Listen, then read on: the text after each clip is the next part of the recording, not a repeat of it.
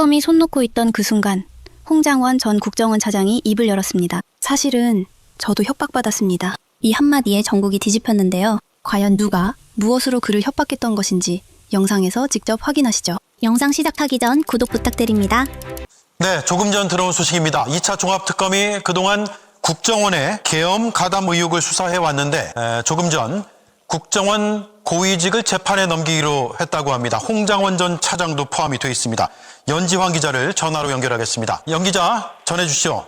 네, 2차 종합특검이 오늘 조태용 전 국정원장을 포함해 정무직 간부 4명을 내란 중요임무 종사 혐의와 국가정보원법 위반 혐의로 기소했다고 밝혔습니다. 여기엔 체포조를 폭로했던 홍장원 전 1차장도 포함되었습니다. 조 전 원장은 계엄 직후 을지 연습대로 하라며 계엄 수행을 포괄적으로 지시한 걸로 조사됐습니다. 특히 특검은 홍 전 차장이 계엄 당시 핵심적인 역할을 했던 방첩사 그리고 경찰청과 국정원 사이 컨택 포인트를 구축하라고 지시했다고 결론 내렸습니다. 또 미국 CIA에 계엄을 옹호하는 취지의 메시지를 설명하는 데 관여했다고 판단했습니다. 국정원 관계자가 직접 CIA 구성원을 접촉해 메시지를 설명한 걸로 조사됐는데 홍 전 차장이 여기 관여했던 겁니다. 특검은 황원진 전 2차장은 계엄사 합수부 인력 파견을 검토했고 김남우 전 기조실장은 계엄 상황실에 파견할 인력을 선발했다고 밝혔습니다. 예. 자, 홍장원 전 차장은 그동안 내란 특검에서는 범죄 혐의점이 있다고 판단되지 않았습니다. 그리고 내란의 진상을 규명하는 데도 상당히 기여한 것으로 알려져 있는데 결국 재판에 넘겨졌습니다. 당사자는 어떤 입장입니까? 네, 홍 전 차장은 CIA의 계엄 옹호 메시지를 전달하는 과정에 자신은 이른바 패싱됐고 이 지시는 조태용 전 원장이 직접 내린 거라는 입장입니다. 또 방첩사 및 경찰청과 직접 컨택 포인트를 구축하라는 지시를 할 이유도 없다고 했습니다. 체포조 운용 사실을 폭로했던 자신이 내란 공범이라는 건 받아들일 수 없다는 설명입니다. 한편 특검은 서강대교를 넘지 말라는 취지의 지시를 했던 걸로 알려진 조성현 전 경비단장도 불구속 기소했습니다. 수사 결과 이진우 전 수방사령관의 지시로 적극적으로 계엄에 가담했다가 국회에서 해제가 의결된 뒤에 입장을 바꿨다는 게 특검의 시각입니다. 지금까지 보도국에서 JTBC 연지환입니다.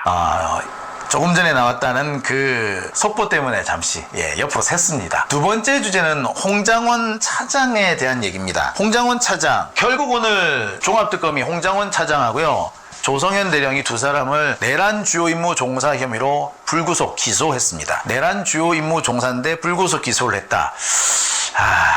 함의가 좀 있어요. 이 소식이 전해지자 여기저기에서 정말 벌떼같이 들고 일어나서 왜 그런 짓을 했느냐 라고 하면서 종합특검에 대한 비난이 쏟아지고 있습니다. 조성현 대령도 그렇고 홍장원 차장도 그렇고 이 두 사람은 내란을 실패로 끌고 간, 내란을 성공할 수도 있었는데 성공이 될 수도 있었던 내란이 실패로 확 바뀌게 된 이유 바로 홍장원과 조성현 때문입니다. 홍장원 같은 경우에는 홍장원이 안 움직임으로 인해서 국정원 자체가 안 움직였습니다. 국정원이 만약에 방첩사처럼 움직였다면 글쎄요, 그날 밤 어떻게 일이 바뀌었을지 모르겠습니다.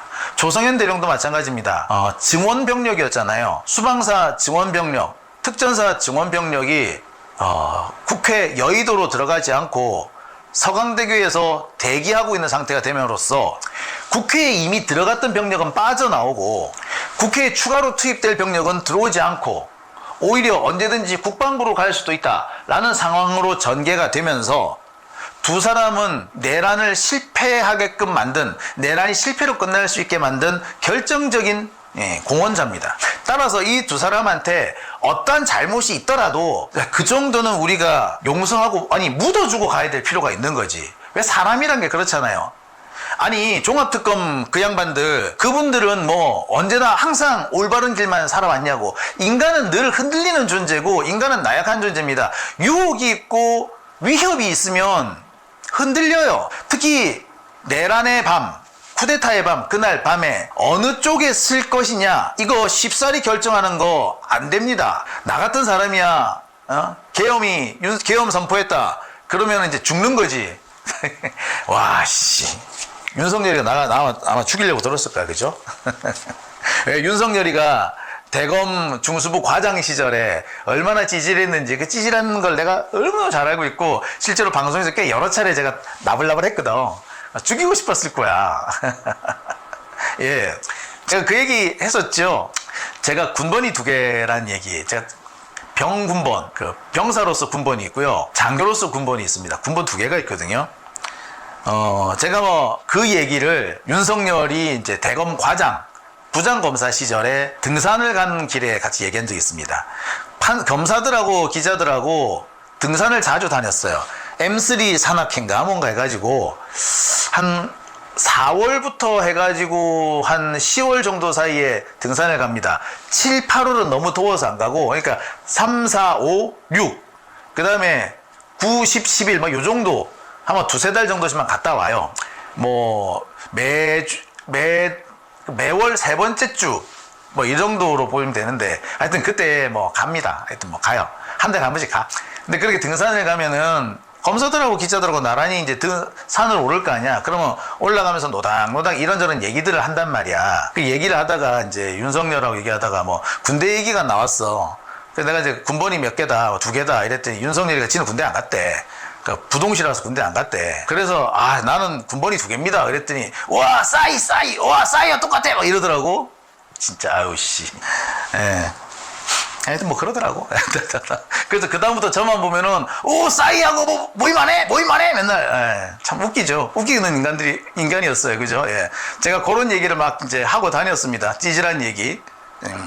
그리고 제가 불교 방송 시절이었는데 그때 그 윤석열이가 저한테 갑자기 전화를 해가지고 어이 기자님 혹시 용환 스님 혹시 없을까? 이렇게 전화를 한 적이 있어요. 용환 스님 혹시 있으면 소개해달래. 용환 스님이라. 그래서 내가 용환 스님이란 말에 조금 긁혔어. 스님이 무슨 용환 스님이 어딨어? 그래서 아니 스님이 점을 보면요 그거 파괴하는 걸로 돼 있습니다. 원래 스님들이 이제 그 오래 수행을 하시면 이렇게 해안이 트여가지고 뭐든 잘 보이는 건 맞는데 그렇다고 해서 이렇게 점을 보고 그러진 않습니다. 그랬더니 괜찮아 이러더라고. 그래서 조계종 스님이 아닌데 괜찮겠어요? 그러니까 괜찮대. 그래서 막 소개시켜 달라고 막 그러더라고. 소개시켜 줬냐고요? 나는 그렇게 용한 스님을 잘 몰라. 근데 내가 그 얘기를 그때 불교방송 모 선배한테 얘기했더니 전화번호를 2사람 걸 적어주더라고. 그래가지고 전화번호를 준 적이 있어요. 그 사람들을 뭐 그래 만났는지 안 만났는지는 몰라. 이 얘기도 제가 몇 번 했거든요. 네, 이렇게 윤석열의 구린 구석을 내가 너무 잘 알고 있는 거야. 제가 윤석열하고 김건희가 만나게 된 과정, 뭐 결혼하게 된 과정 얘기 좀 하고 그랬었죠. 예, 그런 뒷얘기들 하도 많이 하고 다니니까 얼마나 미웠겠어. 나 아마 죽었을 거야. 계엄 성공했으면. 예, 자, 그러니까 저 같은 경우는 계엄에 죽자 사자 반대를 했겠지. 예? 그러니까 그날 밤에 아무 생각 없이 국회로 달려가가지고 계엄군 멱살을 잡을 수 있었던 겁니다. 하지만 조성현 대령이나 홍장훈 같은 사람들은 윤석열 체제에서 누리는 게 많았어요. 그런 사람들이 쉽사리 노라고 말할 수 있었을까요? 예, 분명히 갈등하는 과정이 있었을 거예요. 갈등하고 고민하는 과정이 있었을 거고 그 과정에서 보기에 따라 내란에 협조한 듯한 모습도 있었을 겁니다. 근데 그것까지 우리가 단죄를 한다면 그거는 글쎄 앞으로 무슨 일이 벌어질지 모르는데 잘못된 상황에 들어갔더라도 바로 잡을 수 있는 그런 잘못된 상황에 들어갔지만 바로 잡으면은 우리가 용서를 해주고 또 그 사람의 그 고민이나 결단을 인정해 줘야 되는데 그런 용서와 인정을 안 하면은 앞으로 누가 그러겠어. 그죠? 그런 면에서 보자면 저는 이 홍장원 차장에 대한 기소나 조성현 대령에 대한 기소는 매우 잘못되었다고 생각합니다.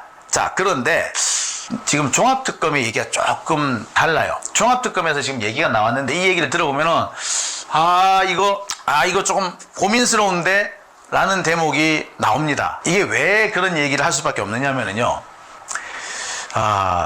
종합특검이 이번에 국정원에 대한 수사를 좀 했다고 합니다.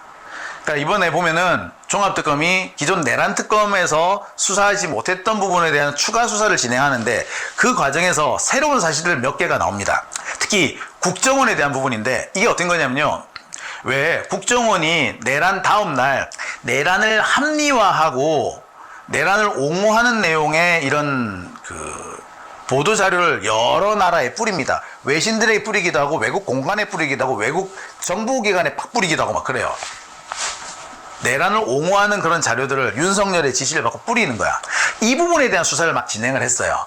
이 부분에 대한 수사를 쭉 진행하다 보니까 엄청난 것들이 나오기 시작합니다. 지금까지 알려지기로는 홍장원 차장이 바로 그 내란 옹호 자료를 배포하는데 그 협조했다 뭐 이런 얘기로 알고 있죠. 근데 문제는 거기에서 끝나는 게 아니라 그보다 더 깊은 얘기들이 있더라는 겁니다. 그게 뭐냐?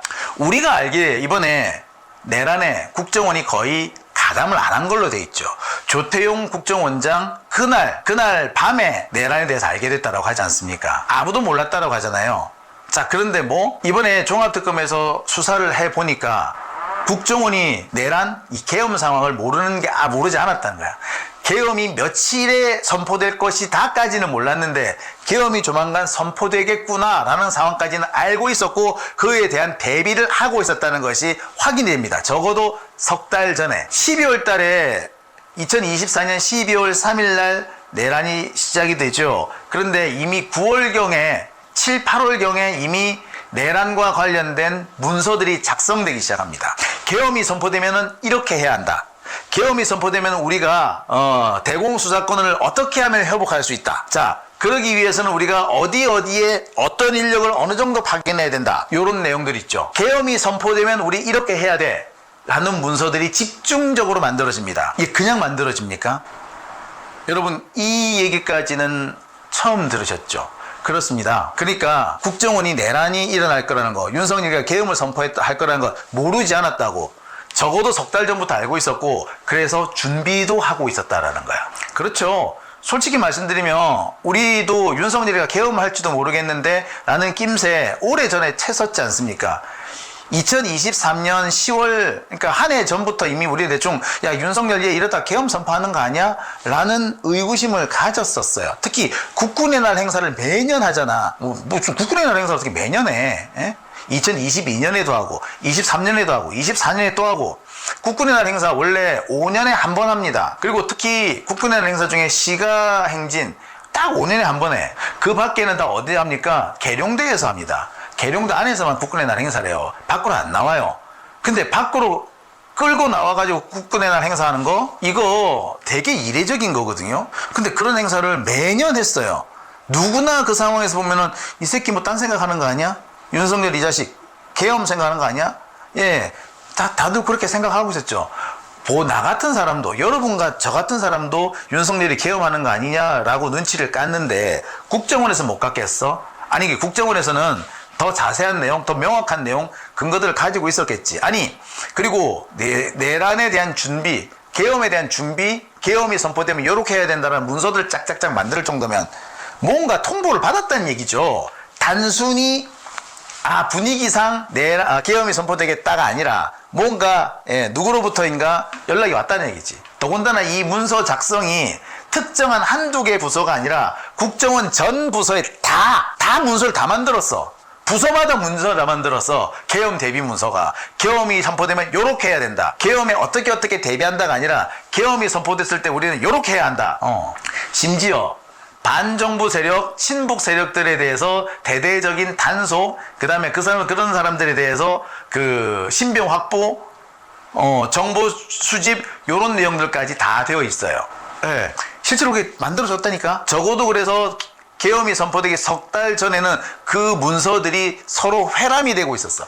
그 부서들마다 갖고 있는 게 아니라 작성된 문서들을 서로 돌려봤다고, 문서들끼를.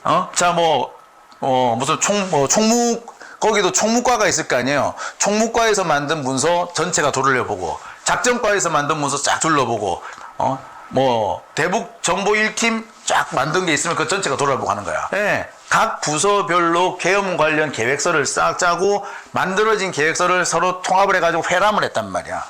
이게 뭡니까? 뭐긴 뭐야? 계엄 준비지. 이게 이미 조직적으로 진행이 되고 있었다는 거예요. 그러면 그런 상황이면 홍장원 차장이 몰랐을까요? 그죠? 홍장원 차장이 모르기 어렵죠.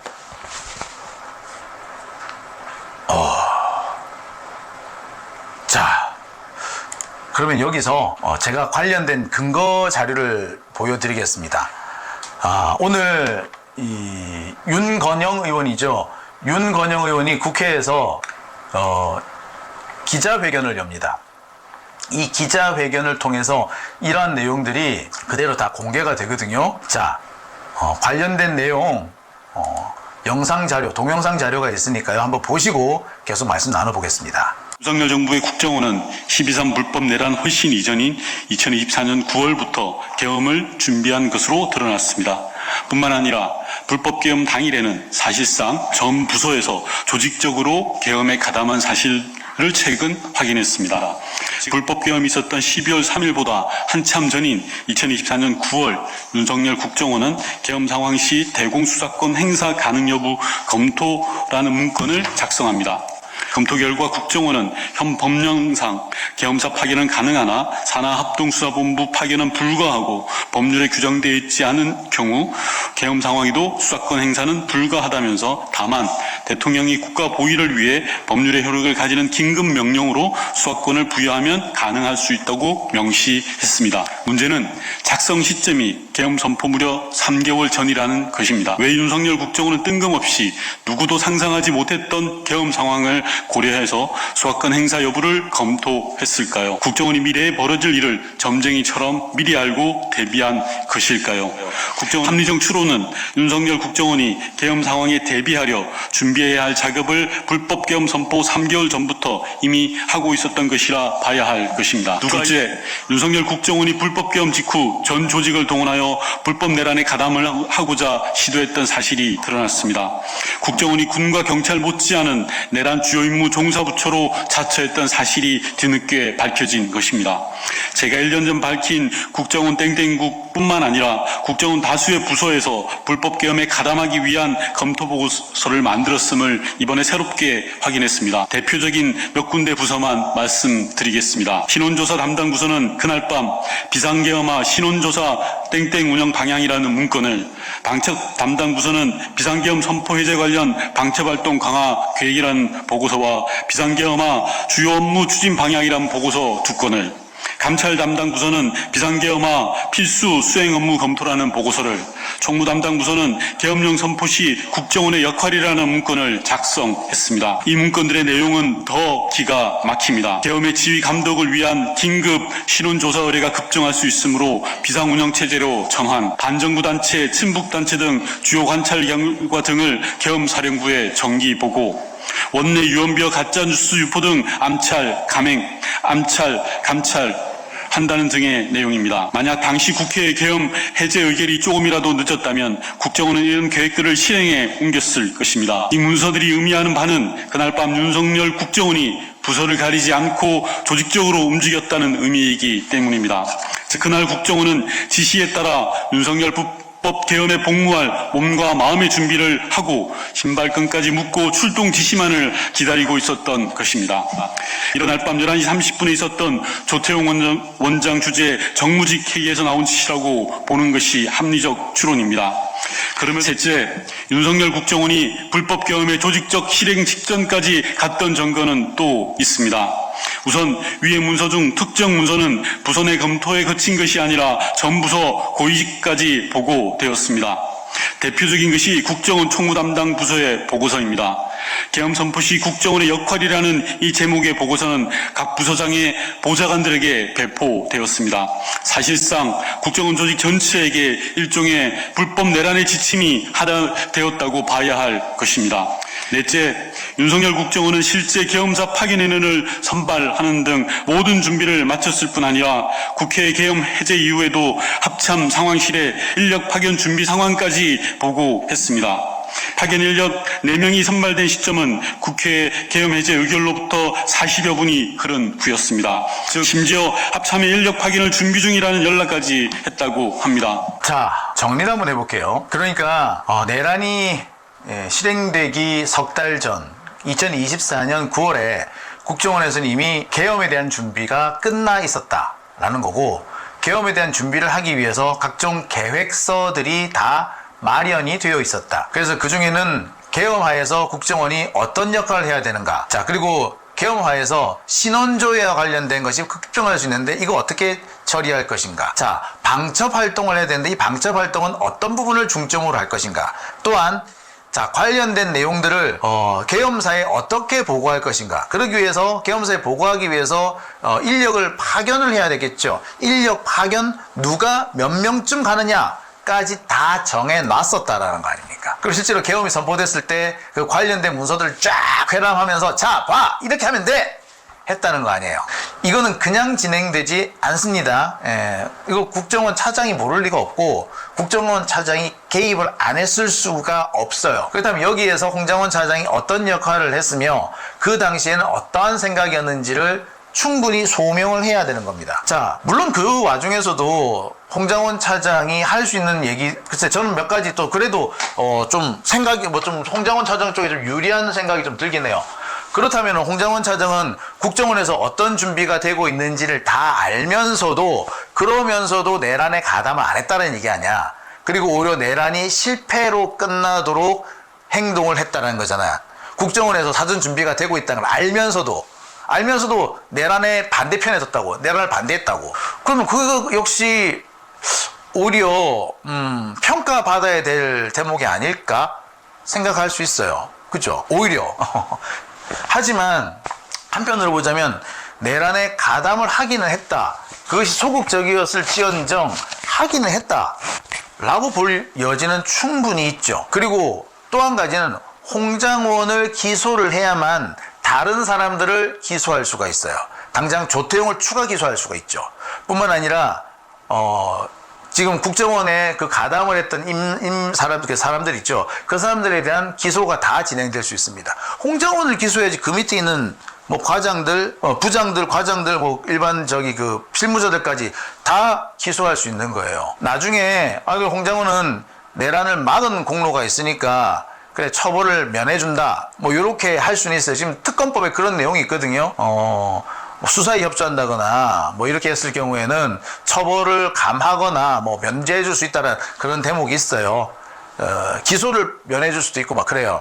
아무튼 그런 대목들이 다 있는데 그렇게 사후적으로 이 상황을 좀 봐줄 수는 있지만 기소는 면하기는 좀 어렵다. 뭐 그런 생각이 들어요. 지금 홍장원 차장 같은 경우는 되게 억울할 것 같아요. 어쨌거나 본인 입장에서는 내란에 가담을 안 했고 내란을 막았단 말이야. 그런데 국정원의 어떻게 보면 약간 일상 업무, 국정원이 이제 돌아가는 정세를 보고 그에 대비하는 어떤 정세 대비 차원의 어떤 문건을 하는데 거기에 관여했을 뿐인데 이것을 내란에 가담했다?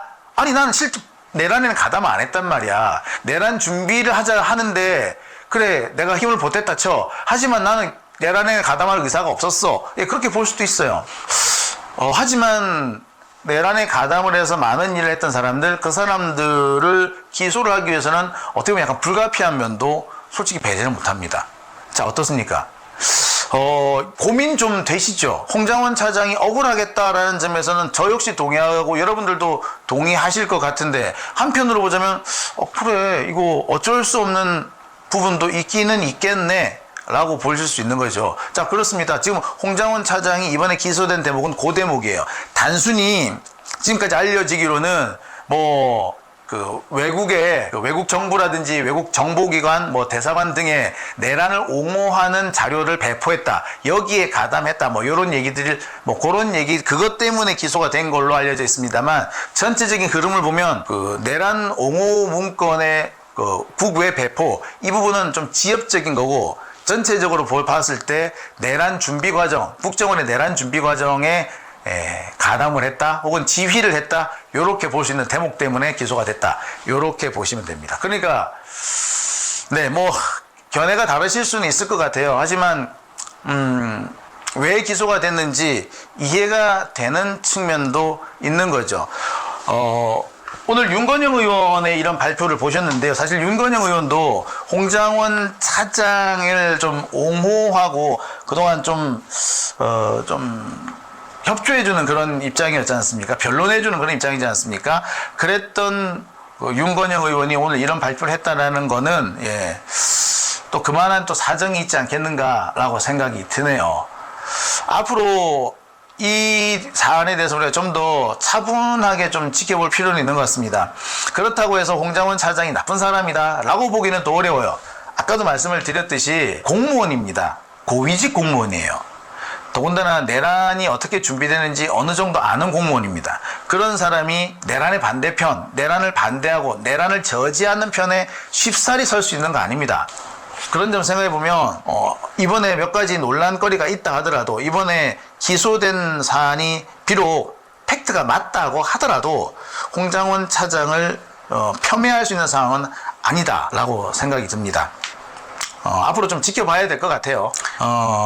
EQR님께서 서강대교 넘지 마라는 어록을 남긴 그분, 조성현 대령이죠.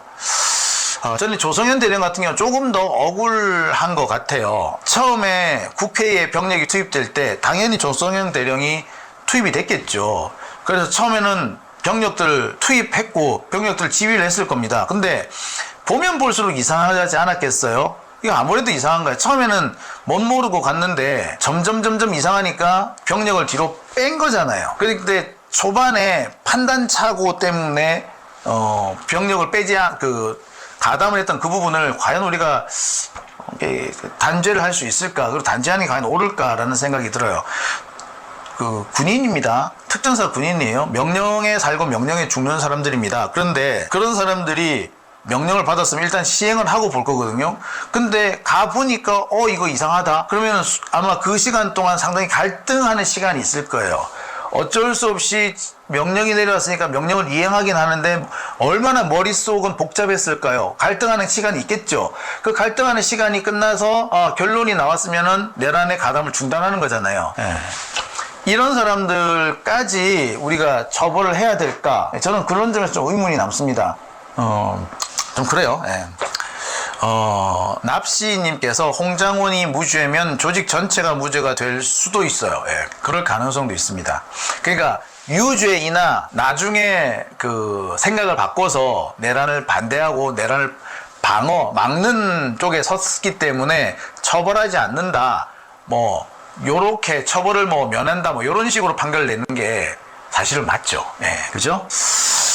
종합특검발 속보 정말 계속 나오는데, 얼마 안 남았습니다. 수사 종료 곧 코앞인데. 네, 사실 저 몇 달 전까지는 종합특검 하는지도 몰랐거든요. 예. 최근에 와서야, 이게 이렇게 진행되고 있구나. 막판에 이제 쏟아져 나오죠. 예. 오는 23일이면 2차 종합특검 180일 수사가 종료가 됩니다. 이게 왜 지금 와서 이렇게 시끄럽나 봤더니, 애초에 검사 인력이 워낙 적다 보니까 수사도 해야 되고 재판도 동시에 하다 보니 이걸 좀 전략을 기소를 수사 후반에 집중하는 전략을 세웠더라고요. 그런 것 같아요. 헤비테일 전략이라고 하는데요.